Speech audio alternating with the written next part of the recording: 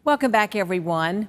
A recent study ranks Georgia number 42 in the nation with a literacy rate of 76%. And the results of last year's Georgia Milestones test suggest more than a third of the state's third graders are reading below grade level. The Georgia legislature has passed two bills to try and help, one requiring schools to screen K-3 students for reading deficiencies, and the other to establish the Georgia Council on Literacy.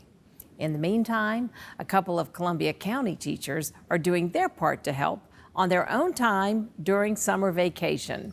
Everybody, meet the Reading Rangers, Dawn Jefferson and Lauren Hemerka.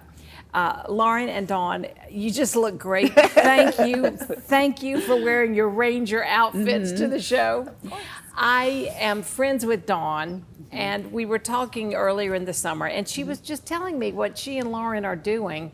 And I just thought it was so amazing. I wanted to share it because I think other teachers might be inspired to do something like this. So the whole point is you don't want your kids to lose the ground they gained during the school year.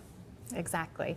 Yes, and Dawn and I, we worked together all year last year, working with students struggling with reading, and we have such a passion for literacy with our students, and we know that each summer there's always that summer slide, and so we wanted to brainstorm and come up with creative ways where we could keep those kids engaged and enthusiastic about reading. I love that.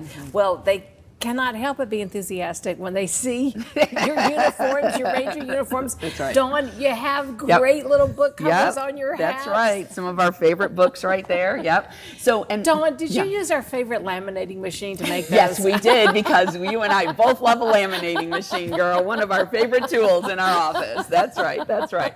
But we wanted to do something, and so we were brainstorming back and forth, and Lauren said, I wish we could have one of those little like buses, you know, like they used to do the bookmobiles. Exactly. And I'm like, oh, okay. And then I'm like, well, I have a truck that I don't use, a Ford Ranger. And then we said, oh, RRE Reading Rangers, and it'll all go together. And then I go home to tell my husband, he said, Dawn, it's not a Ranger, a Ford Ranger, it's an F-150. I'm like, well, we're keeping the name. So my F-150 is full of books, boxed up books, they're all leveled.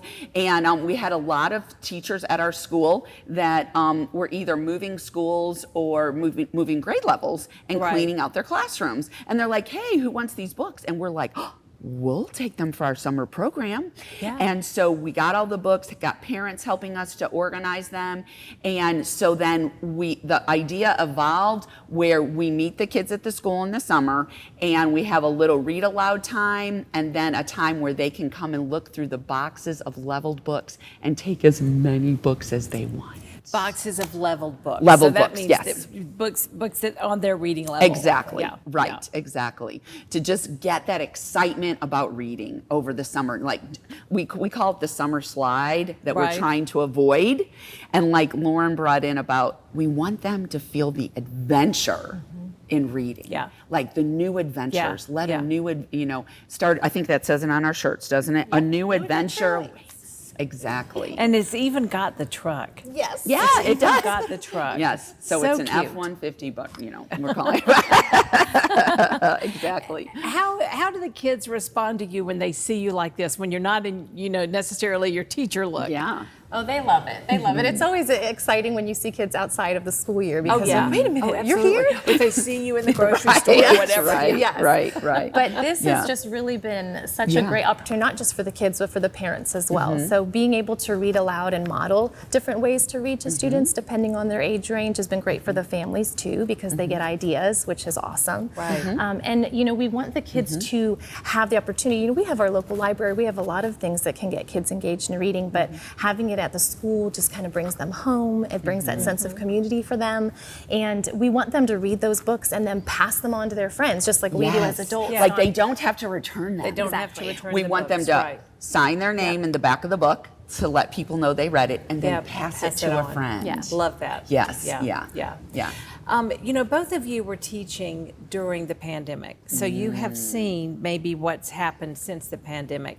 And it's really as noticeable as people say? It is, and unfortunately, as teachers and as parents, we're both moms, you know, we face something that we haven't ever faced before with technology and the things that students or children are engaged in, you know, so getting them to want to pick up a book and getting them to be eager to keep reading is a big struggle. Right. So as long as we can try and find little opportunities to get them engaged again and find ways to pull them back in and move away from the technology, move away from those type of things. And one of the things with the technology, I mean, you had to do the learning from home. Sure. Right. But I know one of the areas that really suffered is language development. Sure. Because children need to model, Yes. they do. need to see. Yeah. So that's probably great that you are, you know, reintroducing the reading aloud. Yeah, Because right. that's so important. And the talking about books. Like Yeah. the whole idea, like think about if someone says to you, oh, Jenny, I read this book. It is so good. You need to try it.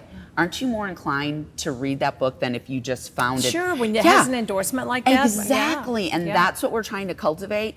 And I also want you to know that Reading Rangers, this isn't just for the summer. This is going to be going into the school year. We don't have all of our plans set yet, so we can't say anything. But we're working to have reading challenges where when they meet their challenge, maybe they'll have some experiences they get because they met the challenge. Love it. And just cultivating that excitement for reading. Lauren and I were just talking about how kids we meet in the beginning of the school year, you know, sometimes we'll meet and work with some kids, and then, you know, we have other kids we work with, but in the hallway, they're like, Miss Jeffers, I just want you to know I finished blah, blah, blah. They are reporting to me whenever I see them. And that's awesome. Exactly. It's I love just that. awesome. Terrific. Yeah. Well, Lauren and Dawn, I'm just so glad you shared this with us today, that you told us about this program. And if you are interested, River Ridge, listen to this. The next Reading Rangers summer reading event is coming up Thursday, July 18th at 6:30 in the evening. It's at the covered car loop drop-off at the school, and it's for families. So parents, that means you get to stay and enjoy the reading fun time with your kids too.